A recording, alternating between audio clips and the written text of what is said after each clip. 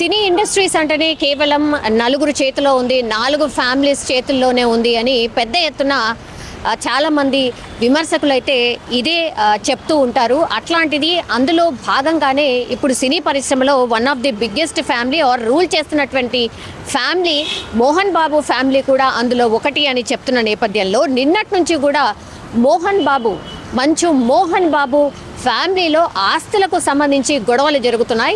And that Manchu Manoj and Mohan Babu మధ్య పెద్ద ఎత్తున గొడవలు జరుగుతున్నట్టుగా నిన్నటి నుంచి కూడా వార్తలు వచ్చిన నేపథ్యంలో అసలు ఈ చర్చకు దారితీసినటువంటి సిట్యుయేషన్ ఏంటంటే యాక్చువల్లీ మోహన్ బాబు మంచు మనోజ్ని వాళ్ళ ఇంటికి వెళ్ళి వాళ్ళ తండ్రి దగ్గరికి వెళ్ళి ఈ ఆస్తికి సంబంధించిన ఇష్యూ మాట్లాడడంతో మంచు మనోజ్ మీద మోహన్ బాబు చేయి చేసుకున్నారు. అట్లాగే మంచు మనోజ్కి సంబంధించిన అనుచరులు ఎవరైతే ఉంటారో వినయ్ అనే పేరు గల అనుచరుడు ఎవరైతే స్కూల్కి సంబంధించి and Mohan Babu personal secretary అని కూడా చెప్తున్నారు. ఆయన వాళ్ళందరూ కలిసి మనోజ్ మీద దాడి చేశారు, మనోజ్ని కొట్టారు అనేటువంటిది.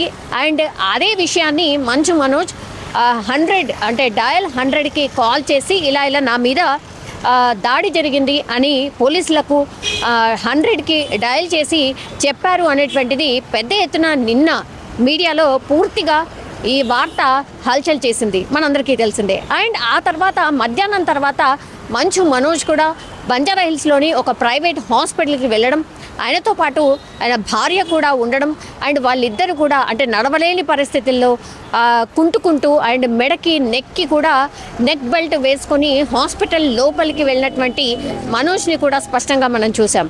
సో ఇంకా ఎప్పుడైతే ఈ వార్త మేబీ ఇది ఫేక్ ఏమో అని నిన్న మధ్యాహ్నం వరకు ఎవరైతే అనుకున్నారో ఒక్కసారి మనోజ్ హాస్పిటల్కి రావడం, నిజంగానే దెబ్బలు తగిలిన సిట్యుయేషన్లో మనోజ్ హాస్పిటల్ లోపలికి వెళ్ళడం, మనోజ్తో పాటు ఆయన భార్య ఉండడం, ఇదంతా కూడా చూసిన తర్వాత అప్పుడు కానీ కన్ఫర్మ్ కాలేదు. కానీ రీజన్ ఏంటి, నిజంగానే ఆస్తులకు సంబంధించిన గొడవ లేకపోతే ఇంకో గొడవ అనేది స్పష్టంగా తెలియాల్సిన అవసరం అయితే ఉంది. ఎందుకంటే అటు మంచు మోహన్ బాబు కావచ్చు, లేదంటే మంచు మనోజ్ కావచ్చు, వీళ్ళిద్దరు కూడా ఎవరు కూడా వెళ్ళి పోలీస్ స్టేషన్లో ఫిజికల్గా లెటర్ మీద కంప్లైంట్ ఇచ్చిన సిట్యుయేషన్ అయితే లేదు.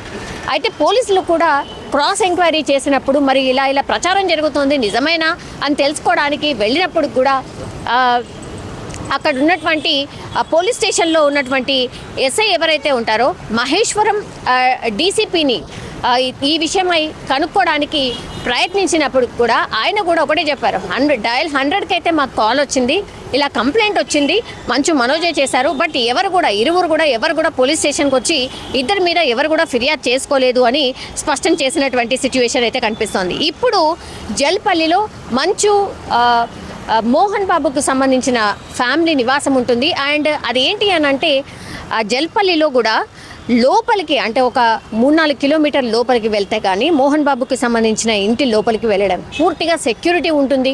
అండ్ కంప్లీట్లీ ఎవరు ఎందుకు వచ్చారు అన్న ఇన్ఫర్మేషన్ తీసుకున్న తర్వాతనే ఎవరినైనా లోపలికి ఎల్లో చేస్తూ ఉంటారు.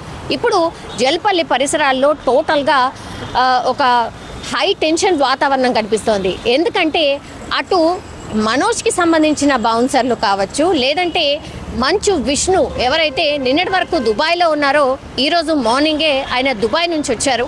సో ఆయన కూడా ఒక 30 మంది బౌన్సర్లని తీసుకొని జల్పల్లిలోని వాళ్ళ నివాసానికి వెళ్ళే ప్రయత్నం జరుగుతోంది. సో ఏం జరగచ్చు ఏంటి అనేది ఒక టెన్షన్ వాతావరణం క్రియేట్ అయింది అనేటువంటిది అయితే ఒక వార్త వినిపిస్తోంది.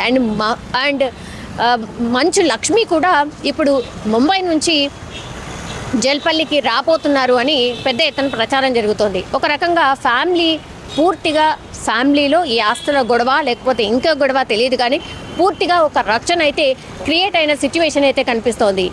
పెద్ద ఎత్తున చర్చ కూడా నడుస్తోంది. ఎందుకంటే ఈ అందరూ కూడా సినిమాకు ఫీల్డ్కి సంబంధించిన వాళ్ళందరికీ కూడా అభిమానులు ఉంటారు. వాళ్ళందరూ కూడా అసలు ఏం జరుగుతోంది, మోహన్ బాబు ఫ్యామిలీలో ఏం జరుగుతోంది అనేటువంటిది పెద్ద ఎత్తున చర్చ జరుగుతోంది. ఆసక్తిగా చూస్తున్నారు. యాజ్ వెల్ యాజ్ సినీ పరిశ్రమకు సంబంధించిన పెద్దలు కూడా అసలు ఏం జరుగుతుంది ఏంటి అనేది కనుక్కునే ప్రయత్నం అయితే జరుగుతున్న సిచ్యువేషన్ అయితే కనిపిస్తోంది. ఇప్పుడు జల్పల్లిలో పోటాపోటీగా బౌన్సర్లని దింపడం, ఆ తర్వాత మంచు మనోజ్ వర్సెస్ మంచు విష్ణు ఉండబోతోందా, మోహన్ బాబు నిజంగానే మంచు మనోజ్ని కొట్టారా?